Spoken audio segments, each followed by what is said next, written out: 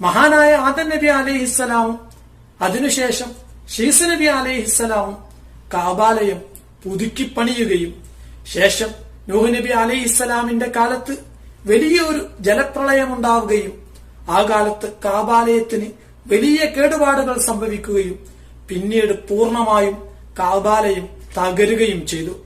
അങ്ങനെ കാലങ്ങൾ കടന്നുപോയി. പിന്നീട് ചരിത്രപ്രസിദ്ധമായ കാബാലയത്തിന്റെ പുനർനിർമ്മാണം നടത്തുന്നത് മഹാനായ ഇബ്രാഹിം നബി അലൈഹിസ്സലാമും മകൻ ഇസ്മായിൽ നബി അലൈഹിസ്സലാമും ചേർന്നായിരുന്നു. ഇതിൽ സന്തുഷ്ടനായ ദൈവം അതേ രൂപത്തിൽ സ്വർഗത്തിലൊരു ഗേഹം പണിതിട്ടുണ്ടെന്നും 70,000-ലധികം മലക്കുകൾ ദിവസവും മുറതെറ്റാതെ വലയം വെക്കുന്നുണ്ടെന്നും ചരിത്രങ്ങളിൽ നമുക്ക് കാണാൻ കഴിയുന്നു.